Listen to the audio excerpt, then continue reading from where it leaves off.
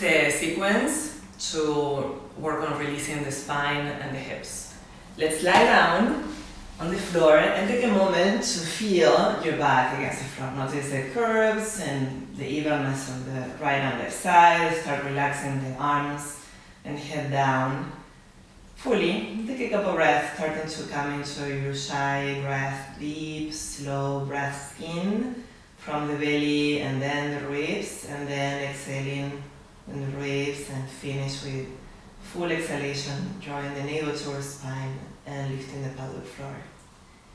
Following that breath, let's start doing some pelvic tilts. So notice the soles of the feet on the floor. Maybe bring your heels a little more under your knees and keep your knees hip width apart. And start pressing the floor and gently lifting your tailbone up to the ceiling, rocking the pelvis posteriorly, and inhaling, releasing back to your neutral spot. And as you do that, notice how you're engaging the back of the thighs and the back of the pelvis, your hamstrings and your glutes. Sometimes they are a little sleepy, so keep reminding them to be responsible for this movement. And then notice also how your spine changes, especially the lower back, that comes closer to the floor as you create the posterior tilt, and then releases as you inhale and let go of that. Okay, so we're going to do some articulating slow bridges that will start with that posterior tilt. So the next time that you exhale and lift the tail, start lifting the pelvis up away from the floor, but keep working on that kind of hollow belly, lifting the tail up and coming all the way up slowly, one vertebra at a time. When you get to your top, take a deep breath in, and you can think of expanding more the ribs there in all directions. And exhaling, come down, upper back, mid back, then the lower back, and then the back of the pelvis, and releasing the tail. So a lot of control there from your legs, from your abs, creating that articulation, all the muscles and all the tissues in between your vertebrae getting to activate and release and stretch. So think of creating more space in between your vertebrae. Each time that you come back to the floor, feel a little longer. So you can keep doing several of those, awakening those hip muscles. You could have a band on your thighs to give a little more feedback to your outer hip muscles, and then also practice a couple ones with something in between your thighs to squeeze in and activate your inner legs. But then, after that, let's take a moment to release down on the floor. Then bring your knees up to your chest. And particularly when you are pretty stiff on your lower back, it's so hard to find a little movement, right? A little flex or extension. So super slowly, this is something you can do, lying down, just moving your knees a little bit towards your chest, creating a little more flexion on that lumbar spine, and moving the knees a little bit away, where your lower back cuts back to a more neutral place. The next time that you have the knees towards you, hold the right knee and bring the left foot to the floor. This left foot can stay right there with the knee pointing up, or you can extend the leg all the way down and make it active, like you really use it to ground yourself on that side. Bring the right knee closer, so one leg is working on extending and the other leg is working on flexion. And when you're ready, either grab the back of the thigh, lace the ball of the foot with a strap, or if you reach to grab the big toe, go ahead. But for a moment, let's switch hands. So grab the leg with your left hand, whatever you reach. And with the right hand, push your thigh bone a little bit away from you and slightly in. So you feel a sense of elongation on the outer pelvis and on the right side of the waist. And hold that as you keep extending the leg, maybe hinging the leg towards you, maybe reaching with the heel a little higher. Take a couple of deep breaths. Keep the left leg firm. And then bring your right leg a couple inches across your body. So now the sensations are more lateral. You feel the lateral line of your leg getting open. Maybe even lifting the outer edge of the foot. Working on keeping the hips on the right side down. And then from there, let's open the inner leg. So keep the left hip down and slow bring the right leg out. You can open the left arm to the side and look in that direction. So take another breath, and you can take several breaths in each of these positions. And then lift the leg up. Let's place the ankle on top of the thigh for thread the needle and begin. So notice how is that external rotation. Are you feeling that you're stiff? You can do some movements in and out. And then bring the left knee up to the chest and grab the back of the thigh. With the right leg, let's work on rotating that thigh so your knee moves away from your chest as you maybe bring the left knee closer. But try also making the right foot lighter, the pressure of the right foot against the thigh lighter, because you're creating so much rotation that this foot becomes a little more light, right? Just another way of noticing that you're working on that lateral rotation. Taking a deep breath in and a deep breath out. And then open the arms and keep the legs just like that and tilt them to the left side. So the right knee is pointing up to the ceiling, you have the sole of the right foot on the floor.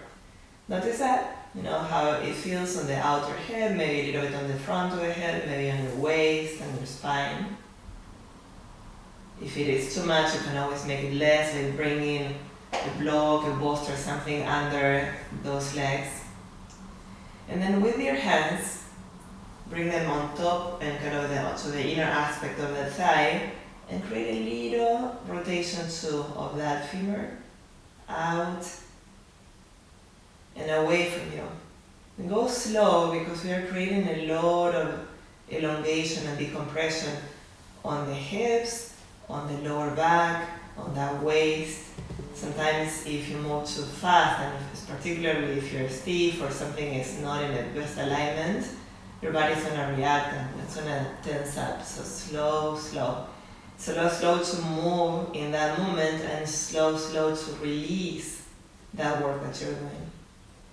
And then let's come back to center to come into happy baby. So grabbing as close to your feet as you can, but if you need to, you can grab a little lower. And work on making your back and the back of the pelvis super flat on the floor. So bring the shoulder blades back and down. Lengthen the back of the neck, bring the back of the pelvis down. Lower the knees. Take a nice full breath there. And then keep the pelvis in that position and slowly work on extending one leg. So my idea here is keeping the thigh and the knee more or less in that same place.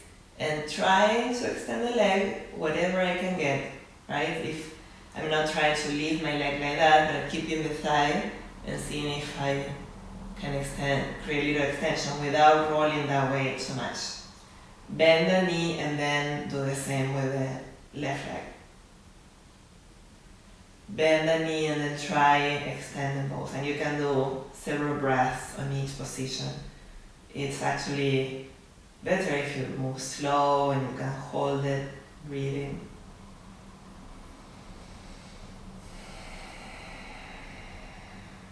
Great. And then bend the knees, release, bring your knees to your chest again. And let's start creating this shape with your feet. So you're going to flex the feet and create a lot of tension on those legs, right? You're trying to bring the thighs maximally towards your chest as you keep the back of the pelvis on the floor, the lower back flat, your whole back flat actually. And then take the left knee with your right hand and the right knee with your left hand, crossing the arms there. Let's squeeze on knees closer, keeping your back super flat. Let's bring the right arm overhead and reach with the heel of the hand overhead, turning the fingers out super big extension, reaching with the right arm. Extend your left leg, floating it off the floor. The height depends on the place where you could keep your lower back flat on the floor. And reach in opposite directions. Your left toes come a little bit in, so there's a little internal rotation on that leg. And reach with the outer edge of the left foot towards the top of your mat. Reach, reach, reach, reach, reach. Then lift the leg up to the ceiling and take another full breath there. So your leg is vertical, you're reaching that way. And then bend the knee and grab the knee. Same with the left arm. Reaching and extend the right leg. So this is a general eldoa. It's general releasing of the spine movement, creating space in all those joints. Right? Bring that knee to the chest and lift the leg up to the ceiling and reach in those directions. And then bend the knee and bring it in. Okay, extend the right arm, left leg. At least a full deep breath. And then you're lifting the leg up to the ceiling, another full deep breath. You're really having a lot of intention and reaching with your limbs away from the center. Bend the knee, catch the knee. Extend the left arm, reaching. And then the right leg, reaching in opposite directions, full breath. Then lift the leg up, take a full breath. And bring the knee to you. Okay, and you can keep doing that up to a minute, switching legs. Now let's roll to the right side. And maybe you need a pillow for that side so you don't feel super compressed on your shoulder, but you could also have your right arm patting your head and your left arm also grabbing the head on that left side. Have a 90-degree angle at the hips and another 90-degree angle on the knees, and you can even have a 90-degree angle on the feet. The legs are going to stay super strong and rounded towards the floor. Feel your back super long. And let's start creating a twist. So the knees stay on the floor, they don't slide. And see how far you can go on opening the left elbow back. And go slow. Twists sometimes are challenging and are tricky, right? So go slow and give yourself time, breathe fully.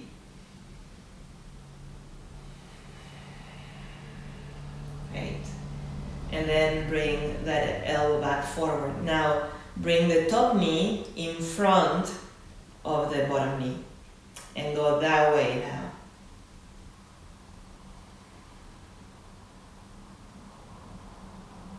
Slow, slow. Return back to center. Now bring the knee to the space behind the right knee, or the bottom knee, right? And go back. So notice how each of these positions is different. It feels different on the legs, but it feels different on what area of your spine is getting affected.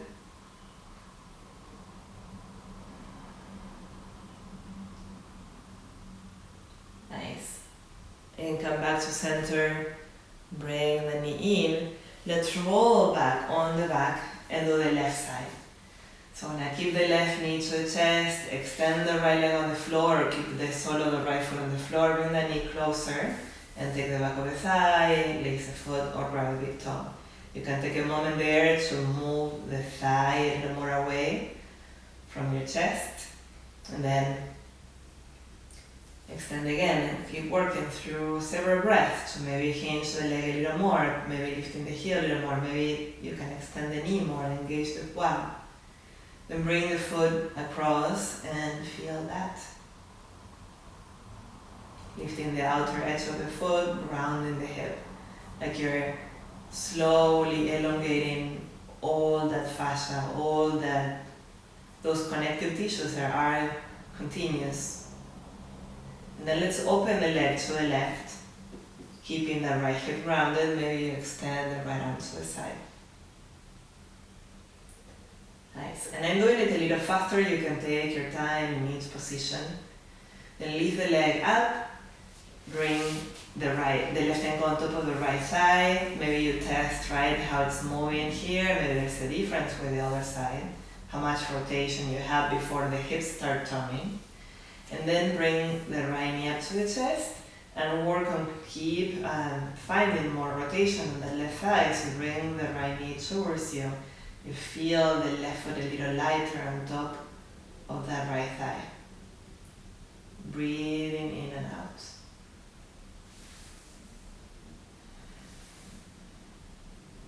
Nice.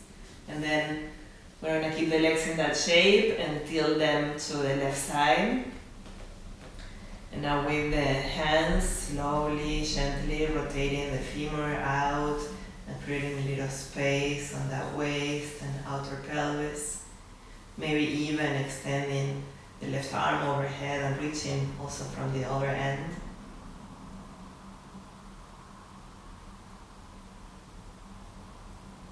Nice. And then come back to center for another moment of happy baby. This time, before we were really strict and keeping the back flat and we did those extensions, you can do that, but also feel like a little more free too and rock to the sides. Could be a nice place to massage your back against the floor, lifting the tail a little bit up, bringing it down, noticing how much ability you have for those movements. If it is a day where you feel a little stiff, maybe there's not so much, so you can slowly work on a little bit of that mobility there, right? And then bring the knees to the chest, and let's extend the legs up to the ceiling. This is another Eldoa movement where we're going to have the legs more or less hip width apart. The toes are coming in, so you're doing an internal rotation mostly with the shins, but you're working on working on a spiral. Your thighs are slightly trying to do the opposite. And then bring the inner arches towards the face and reach with the outer arches of the feet up. Your legs are vertical. And then bring the arms overhead and reach with your arms overhead. You can do this at the wall, so you can have a reference of having those legs vertical. This is a release for the area between your sacrum and your lumbar spine, trying to get space in that area. So you're reaching really maximally. It should be hard. Your back is super flat. You're reaching with your legs up. You're reaching with your arms a lot. So with your arms, you're using that extension to pull in all these tissues on the sides of your body up and creating more space in between those vertebrae. Breathing in, breathing out.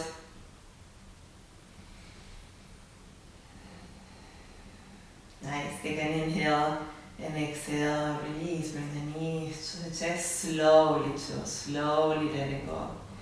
And then let's roll to the side and do those twists. I'm gonna just turn this way, but you can just simply turn the other way. And have the hands around the head, the knees are creating a 90 degree here and a 90 degree on the knees. Have your spine super nice and long, so that sense of length that we're working on the floor, keep it here. And then bring the right elbow back, opening the chest, breathe.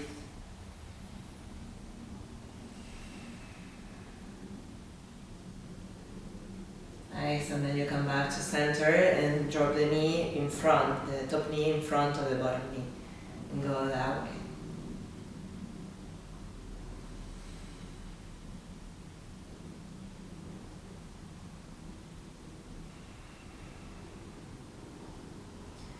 Take an inhale and exhale, come back to center, and then bring the knee behind the left knee and go back, inhale.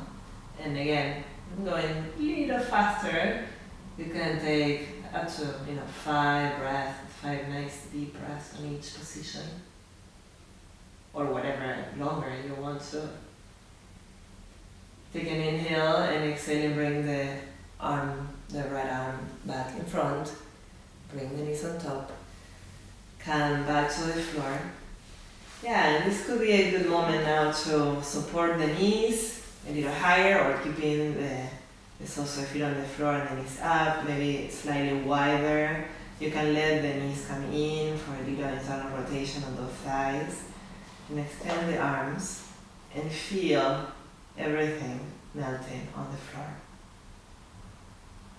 So a moment for integrating all those movements, giving your body a chance to balance. Moment for awareness.